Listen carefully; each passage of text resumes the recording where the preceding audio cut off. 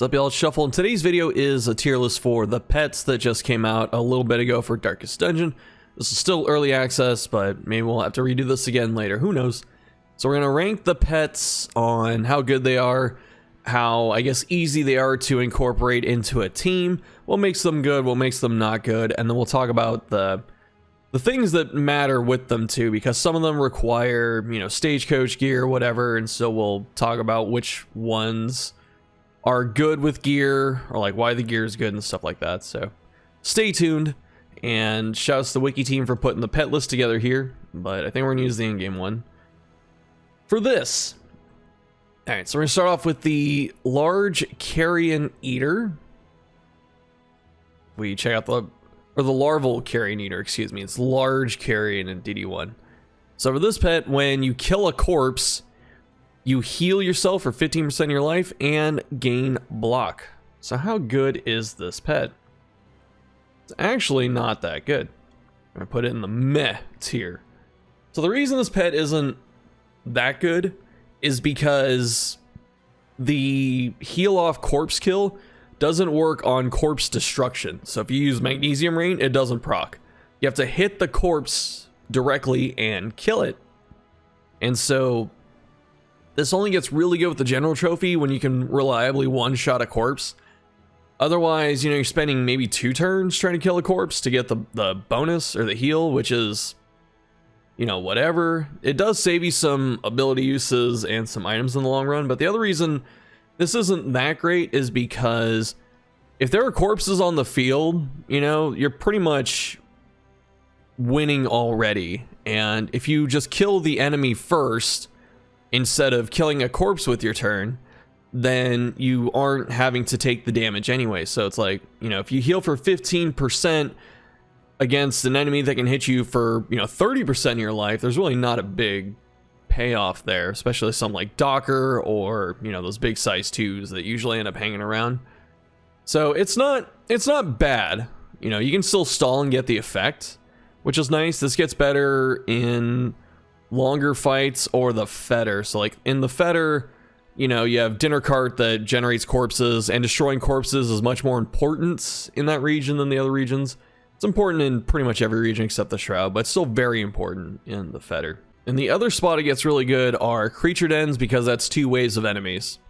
So since you have to deal with those, and there's corpse interaction too, that's when this thing is really good. It's a non-existent pet for boss fights, which is unfortunate. But, it's alright. It is okay. Who's next? The Crocodilian Hatchling. Let's see. Yeah, we're gonna save the money on this one. So the Croc Hatchling is, let's see, right here in the game. So you get 2% bonus damage for moving in a battle, and then you lose 1 speed in battle, or 20% chance to lose 1 speed. So the more you're attacking and stuff, the higher, or the more you're moving, the higher the damage gets, and the lower your speed gets. This doesn't pay off quick enough in a short battle. I almost don't understand why it has the minus speed, honestly, because in a short battle, those are over in about 4 turns, 5 turns usually, and that's not a real big chance to get a ton of damage. And you're still going to lose, a couple points of speed. It's like, what good is all that damage if you get hit first, It's better to go early and try and kill something than go later and take damage and then try and kill it then. Especially because the gains you're getting are pretty small. This gets better, theoretically, in longer fights, like creature dens again, or bosses, which can go a bit further in terms of rounds. So that could be nice. As it stands, the damage bonus really just isn't worth it in my eyes for building a movement heavy team for this too. So it's not even like everyone gets all of the bonuses that easily. And with the situation, this doesn't really have any bearing on this pet specifically, but the placement of the altar and the crossroads coming before the first inn where you get your pet is a bit harder to plan around. So it's like, if you build a dance team for the crocodilian pet, it may not show up at the first inn, so you have to restart. And if you have memoried heroes, you erase your memoried heroes because you're trying to find this thing. So it kind of sucks in that regard. So I kind of hope they make like a pet shop that you stop at, you know, or you pick the pet at the crossroads. That should be a thing. You pick your team, you pick your pet, you know, right then. But that's an aside for another time. All right, who's next? The owlets. Gotta double check the owlet here. Debuff res piercing for Tinker Gear. Okay, so now we get to talk about wagon stuff. So I'm gonna put the owlet in good. I think it's a pretty good pet. And for Tinker Gear, we have things like a Say Gear, very nice. And what are some other ones? Let's see. It's pretty much stuff that produces things. So a Say Gear, and then blueprint tubes could be interesting if you get these early, especially because it gives you other stuff. And it's kind of difficult because some of the stuff that produces items is Tinker, some of it is medical. You gotta search around. Yeah, okay, Tinker's Bench contraptions. So you have a chance to make a contraption, increases contraption stacking. And then you have trap making stuff here. So it's, are there two things for contraptions, actually? The bottle case? Concoctions, okay.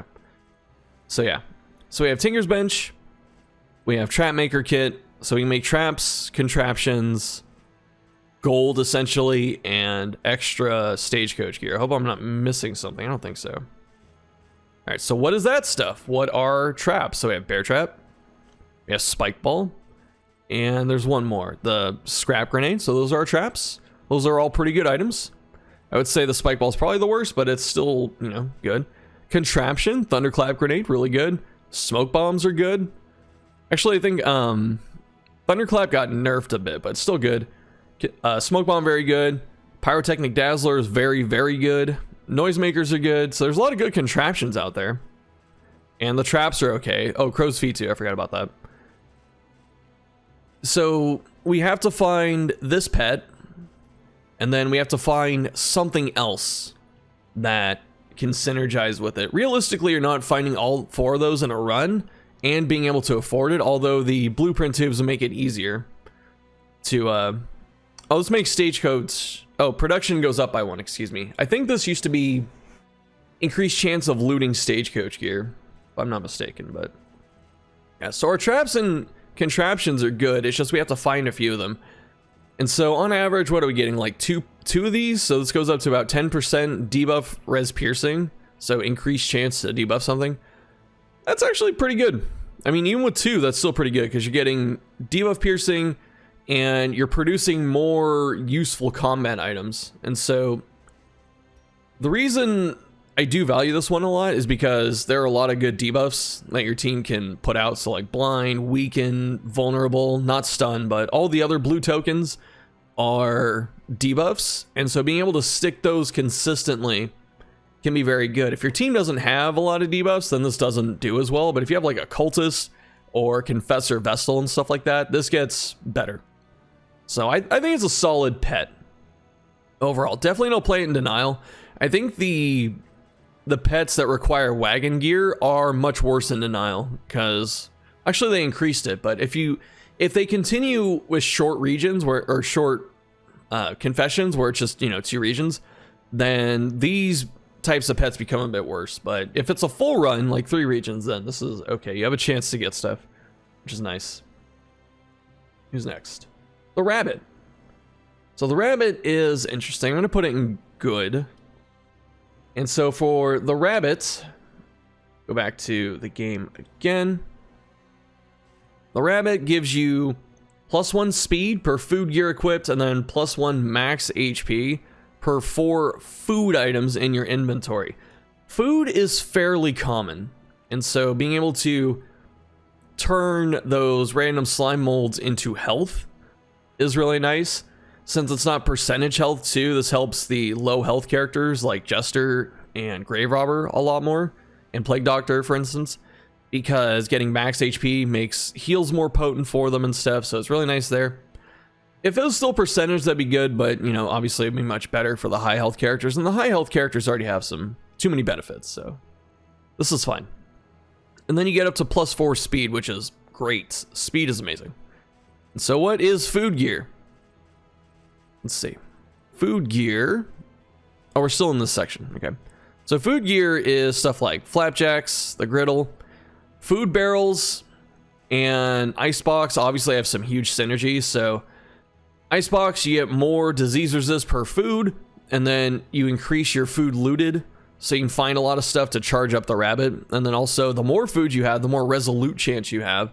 Plus, food stacking is much higher. So there is a huge amount of synergy between these two.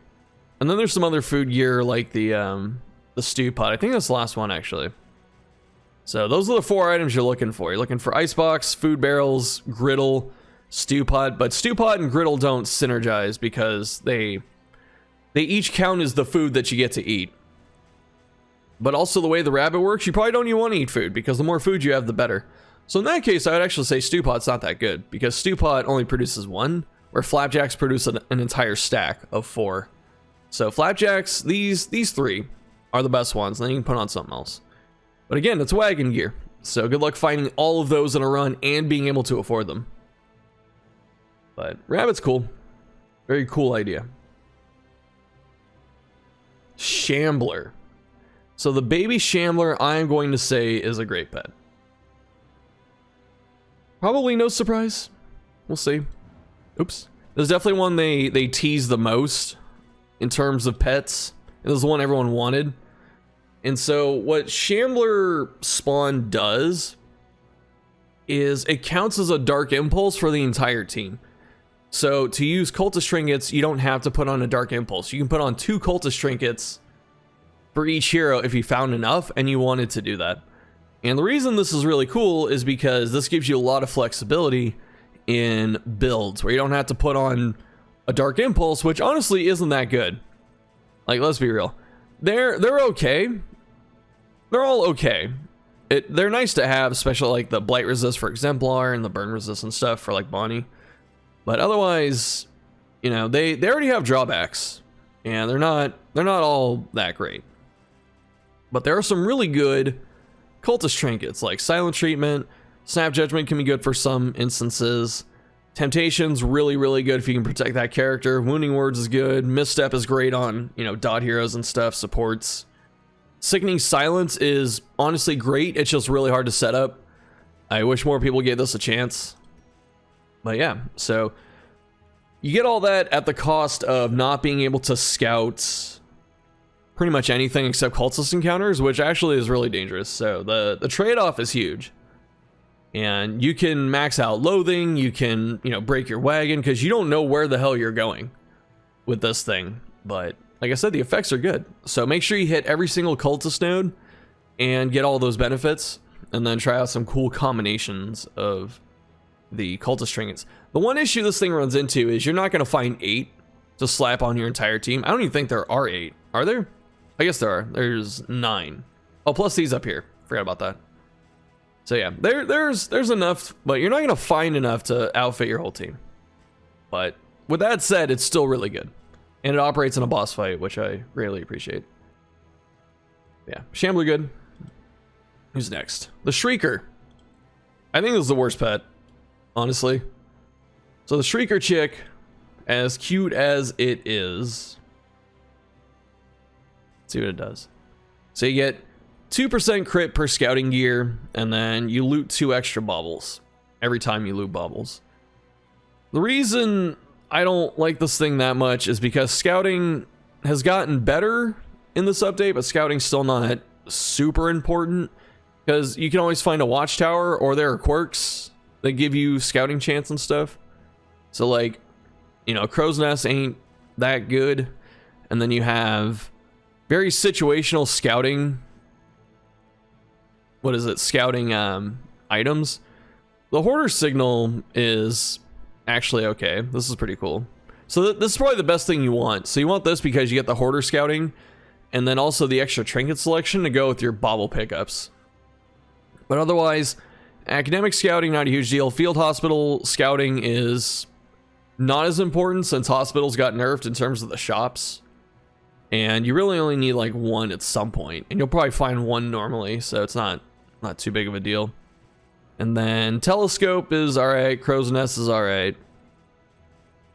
Tracker's map is decent. Hero Shrine just doesn't matter after a certain point. Like once everyone's got their stuff unlocked, this still isn't even that important. So the scouting gear itself isn't that good.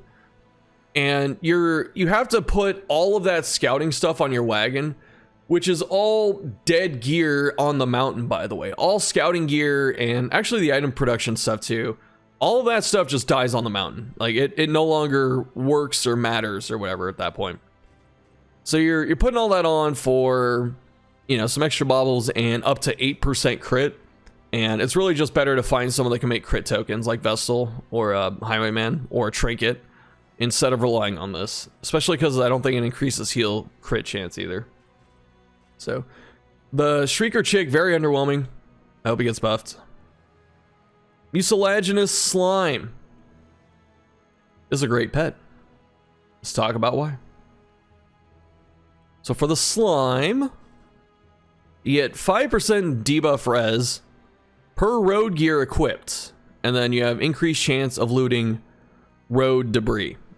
And honestly, the more I think about it too, the only wagon gear that even exists, I'm going off on a little tangent here, I'm sorry, but is the restorative stuff or the medical gear and the luxury gear. Like those still have impact later on, like for the mountains, so that's good. But back to this thing. So you get debuff res and increased chance of looting road items for road gear. So what is road gear? It is stuff like your wagon wheels, so leaf suspension is road gear. Iron banded wheels, also good. All the new stuff they introduced for the wagon tokens is all pretty good. So you get the iron wheels, you get the leaf suspension, you get the... I thought there was one for armor. You get the carriage lamps, which is good. And I thought there was one for armor. Is there not? Yeah, okay, steel plating. So yeah, there's a lot of good road gear. And all this is pretty helpful, at least up until the mountain. Except for leaf suspension still. So yeah, there's still some good stuff. And the reason this is really good is because debuff res is incredibly important, just like it was for the owl. Having debuff res is very good because there are a lot of debuffs out there. So all the nasty stuff that you can inflict on enemies can be inflicted on you. So being able to block that consistently is really good. And so if you have, you know, 4 road gear items, you know, if you find all 4 of them, lucky you. But, you know, that's 20% extra debuff res. And then you use apples and cheese on everyone. That's 25% debuff res on your whole team. That is crazy potential. But the other thing, too, that I feel like is the unsung hero of this is the increased chance of looting road items. Road item looting is already kind of common, and making that very consistent is really good. So the more stuff you run over, the better. Get more combat items, more healing salves, more money, more... I don't think you get bubbles, but food. There's so many things you can run over and get. And that makes this very good, I feel like. So, I like the slime. Very good pet. Pliskin. Pliskin might be great. It's between these two. Let's put it up here and see how I feel. So for the Pliskin, what does this do? Gives you 5% healing per, or 5% healing received per medical gear that's equipped. And then after you leave a location, you heal 5%. Like a random person does. I feel like this is better than the larval carrion eater, honestly, because this is consistent. I guess this is consistent too, but you know, this does other stuff too. Like you get the extra healing received from medical gear. And what is medical gear, Shuff? I'm glad you asked. There's some really good medical gear out there.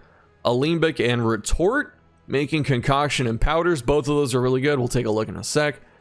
The bottle case synergizes with the Retort and Alembic. I said that backwards, but you get to increase all that stacking by 6 and produce more of it. What's another one? Compress kit. Currently stacking in items like poultices is really good for pretty much every mountain fight in the game and some exemplar fights and boss fights. So having the ability to increase the stacking to make it a non-issue for your inventory, plus increasing extra production from Mortar and Pestle, really good. We have Churgeon's table, remove disease after each location, really good. Churgeon's mixing kit makes restorative items, very good. Mortar and Pestle poultices are very good. So you see here, there's just so much good stuff from the synergy here. Like You will usually find 1 or 2 really good wagon items for medical gear, as well as you'll keep them on the whole time. So if you look at what medical gear is, concoctions, so your healing stuff like burn salve, anti-venom, bandages are woven, but yeah, restorative items were all probably the most familiar with these. So adrenaline tonic, salve, triage kit, medical herbs, all really good. Let's see, what's another one? Smelling salts, really good. Surprised holy water can't be crafted. I wonder if that's going to change in the future. Laudanum's a concoction. Powders, so the ablative powders, the noxious powders, or the neutralizing powders, sorry. And there's one more. The clotting. Where's that? Here. So yeah, having all of that, because the powders got buffed too recently, and they're much better than they were. And being able to just use all that stuff, it's really, really, really, really, really good. So I think the Pliskin is just like pure upside for an already very good set of items, if that makes sense. I think it just gives you more. It's like a win more pet, which is, you know, some people don't like win more mechanics, but this definitely makes stuff much better. Next, we have the Crimson Tick. I think this is okay. It is a meh pet. So for this, I can't remember if it works on dot chance. I think it does. So as long as you kill something, you know, you get a 5% chance of getting the blood. That's all it does. And so again, this doesn't really, this might actually matter on the mountain, because if you get an extra blood fighting the cultists up there, that could be good. So what is the blood? The blood gives you horror for 3 turns, which is, you know, it's basically 3 stress if you don't have stress res, which is a bit dangerous. But in return, you get crit, strength, and speed. So you go first and you hit as hard as you can. That is really, really good. So if you're not Highwayman, who can generate 2 out of 3 of these tokens on his own, then getting speed, strength, and crit is really good. So the blood can be very powerful to run down bosses and other tough enemies. So it's never bad to have a couple of these. Pretty much you will be generating these and saving these for layers of the mountain, but you'll be happy you have them. This makes something that's usually very rare, the blood and the wine are very rare items, because you have to get them from studies. This makes one of those two much more accessible. So that said, the tick is still not that great. Even though the blood is really good, the tick itself isn't that great, because the chance to make those items is kind of low. And I would like to see this go up to like 8% or even 10, honestly. Just to make it more consistent, because you already have the drawback of having to take 3 stress every time you pop one. If you use 2 in a battle, that's, you know, 6. So you're gonna have to heal it and stuff. But yeah. Just wish it was a bit better. It was almost good. And finally we have the Wolf Cub. I'm gonna put this in good. I actually think the Wolf Cub is really good. Not great, but it's good. And the reason I like it is, for one, it's the first pet you get. So I think this is really good for new players, because it's really straightforward, it's easy to use. And even if you don't find the luxury gear, 10% relationship chance, like 10% positive chance, is great. So I think it's good. Maybe it is great. I don't know. But the luxury gear that we're talking about here, Trinket Organizer, really good if you get it early because you get extra trinkets. T-Service, really good. So that's 16% between these two for positive relationships. And there's a couple other ones. Merchant Guild Seal, really good. Let's see. Oh, Road Gear for Iron Brazier. I forgot about that. And are there any other luxuries? Collector Chandelier. So if you're like, there's so much synergy for a new profile here. Because you get, what is it, bonus candles from the Collector Chandelier. You get relationship chance, so your runs are consistent. Like, they do a little bit better. And then you have stuff like T-Service. That's all good. I think that's it for luxury gear, though. Yeah, just double checking. Just double checking here. I forgot about the medicine chest, too. For stacking extra stuff. Yeah. Oh, and Strongbox. There it is. Yeah, Strongbox really good, too. Look at that, dude. There's a lot of synergy with this pet. This is all stuff you can put, like all the luxury gear is stuff you can put on any team for any run. It's always good. And even on the mountain, some of the stuff still matters, like the T-Service. And when you're going to the mountain, the last in the Merchant Guild seal can probably snipe you something that's decent. And then obviously, the Collector's Chandelier gives you a lot of candles as you're going. So overall, that's the list. Hopefully it wasn't too long. Looks like about 20-something minutes. And there you go again. So yeah, really cool stuff. These are the pets right now. Hopefully we get some changes and some new ones going forward. So I'd definitely like to revisit this topic. I'd like to see more run-defining pets. Like the Shambler is run-defining to me. And what's another one that feels that way? So the Shambler feels very run-defining. The Pliskin, the Slime, those are really good too. And probably the Wolf Cub. Those all seem really good for, you know, making your runs really stand out and feel powerful. That's it for the video. Thanks for watching. Let me know what you're thinking down below in the comments if you agree or you disagree, or if you're like, lol pets, lamau, whatever you're feeling. Thanks for watching. More content soon, TM. And I'll see you next time.